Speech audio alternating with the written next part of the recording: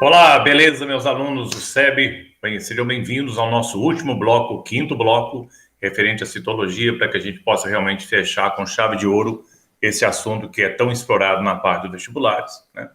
Acredite no sistema da aula invertida, porque ele é bom negócio, ele faz com que realmente vocês entrem na sala preparados, fica mais uma questão de tirar dúvida e fazendo uma revisão constante, né? Em vez de você saber, assim, na tora, né, o que está acontecendo, você tem lá a informação ligada apenas para você esclarecer dúvida em sala de aula e um sistema de feedback, você também pode fazer um sistema de pontuação, já que a aula tem a sua pontuação de participação, né, de acordo com os assuntos que o professor vai colocando em sala de aula para dirigir o assunto e ver realmente o grau de dominância da turma.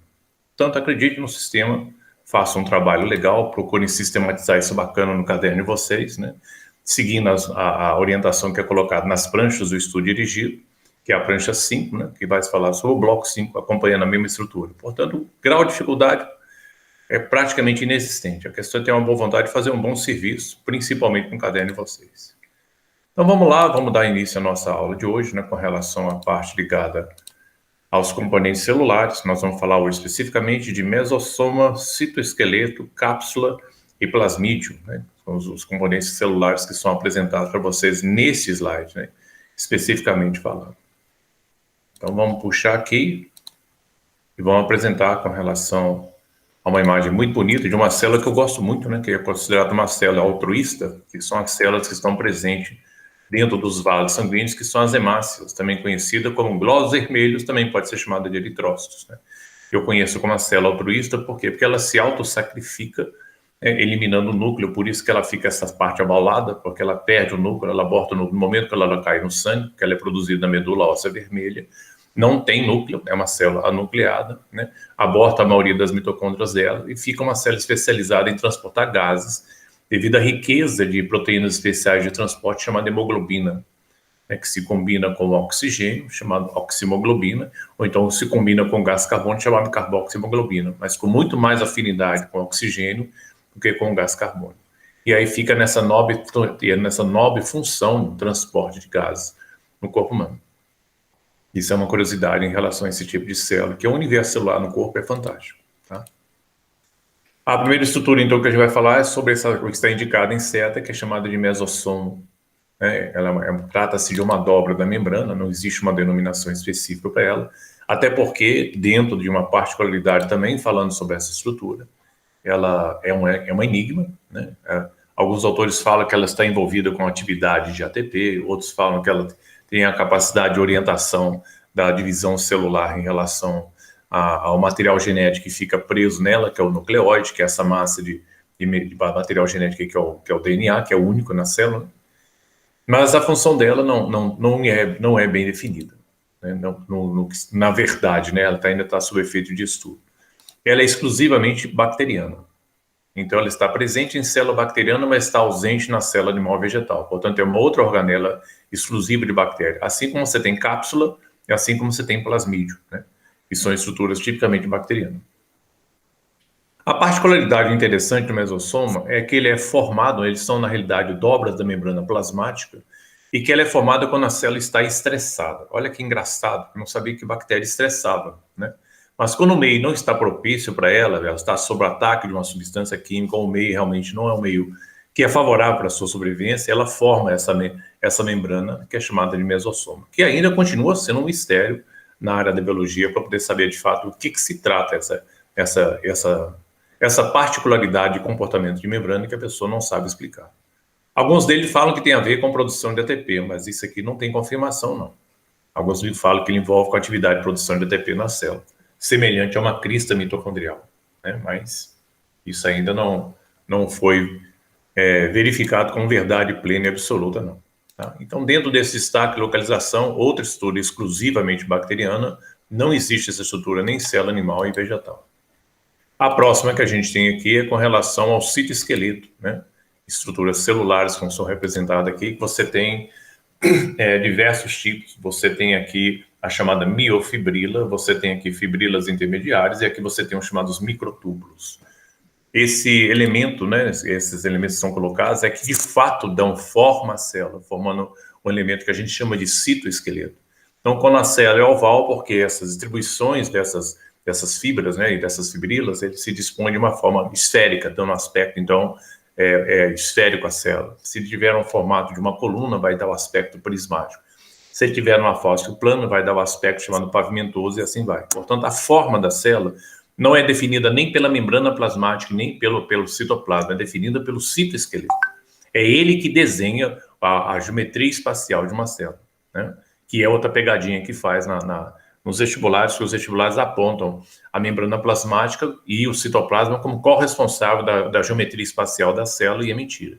Quem dá o desenho espacial são exatamente essas estruturas, né, que no seu conjunto é chamado de microesqueleto. Você tem aqui as fibrilas, você tem aqui as fibras intermediárias e aqui os chamados microtúbulos. Localização, ele está em todas as células, né? Tanto bacteriana como animal, como vegetal, está presente. E essas são as particularidades dele, porque, por exemplo, as tubulinas, normalmente, eles fazem como se fossem tubos. Ele é muito usado, principalmente na formação dos centríolos, né? Que a sua organização é formada por túbulos, né? Na sua constituição. Depois a gente vai recapitular a parte desse assunto. E também na formação do fuso acromático, né? Do fuso mitótico, que também ele faz presente dentro dessa constituição.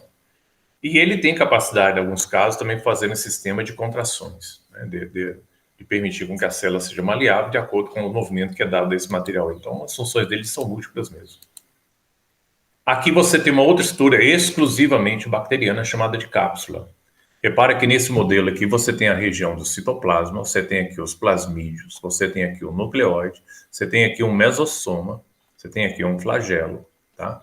Você tem aqui a membrana plasmática, você tem aqui a parede celular em azul, e em vermelho você tem um terceiro envoltório, né, que é chamado de cápsula, não tem denominação. A função dele é simplesmente um material de contenção, né, celular, tem a ver com relação à capacidade agressiva da célula. Toda célula que tem cápsula, se ela for patogênica, ela é de alta patogenicidade, quer dizer, geradora de quadros de doença. A gente chama isso até de virulência, né, porque não se trata esse termo só para vírus, pode ser aplicado para qualquer micro-organismo que tenha a capacidade de produzir uma doença na pessoa. Então, a cápsula guarda relação principalmente com o efeito de proteção da célula, mas também com o quadro de ela ser muito agressiva quando se trata de uma bactéria de ordem a formar a provocar quadros de doença. Por exemplo, você pode ter um pneumococo, né, em que ele só tem membrana plasmática e parede celular, ele não provoca pneumonia. Mas se eu tiver o mesmo pneumococo com membrana plasmática, parede celular e cápsula, ele provoca uma pneumonia grave, né? Então tem a ver com virulência. Essa seria a particularidade. Estrutura tipicamente bacteriana, tá? Célula vegetal e célula animal não tem. Célula vegetal tem parede celular e membrana, tá? Célula animal só tem membrana, não existe os dois envoltórios externos. Quem tem 3 capas externas, né, de envolvimento é bactéria. Seria esse detalhe aí. Aqui você tem mais uma fotografia mostrando a presença da forma, né, da célula, que é o citoplasma. Foi falado para vocês isso aí, né, que elas têm 2 regiões, as chamadas citosels e citossol, né, é o palco de atividade de todas as funções celulares. O que a célula tem que produzir ou deixar de produzir vai ser colocado aí. Também ela é obrigatória em todos os seres vivos, né, toda a parte de organização celular, bactéria, vegetal, animal, obrigatoriamente tem citoplasma. E as particularidades dela é envolvido com relação à parte das formas dela, que ela tem que chamar a atenção que não é ela que desenha o formato da célula. Quem desenha o formato da célula é o citoesqueleto. Ela apenas tem um efeito de preenchimento, tá? E essa imagem muito bonita, né, esse design legal, que isso aqui é um desenho artístico, né, da formação dele, se bem que seria muito bonito se pudesse ver, se fosse assim realmente, mas a célula na sua plenitude, ela é totalmente transparente, né, como está esse modelo aqui, né, do vacúolo. Seria toda a estrutura em forma, parece que não é uma indústria de vidro, né? Porque eu posso comparar a célula como se fosse uma fábrica em miniatura, porque ela faz tudo, né? Esse efeito. E esse esquema aqui só tem a coloração realmente didática, né, da condução. E aqui o que chama atenção é esses pontos que vazam a parede celular de uma célula a outra, que são chamados de plasmodesmos, né? Não tem denominação para isso, e na realidade a função dele, ele funciona como estrutura de adesão entre as paredes celulares e também passagem de substâncias de um citoplasma de uma célula para as outras células vizinhas. Então, toda Isso aqui é uma célula, isso aqui é uma outra célula, isso aqui é uma outra célula, isso aqui é outra célula. Então, ela tem comunicação com todas elas a partir desses pontos vazados, semelhante a um tijolo de ventilação chamado de Convogol, que além da aderência, ele permite a passagem rápida de substâncias de um citoplasma para outro. Né? Também tipicamente de célula vegetal. Aqui você vê bem ilustrada aqui a membrana plasmática bem fininha, nessa capa aqui azulada aqui, depois envolvendo ele externamente, a parede celular, que cresce não para fora, cresce para dentro. À medida que a célula vai se envelhecendo, a parede celular vai engrossando de tamanho e vai diminuindo o tamanho da célula, até matá-la. Tá?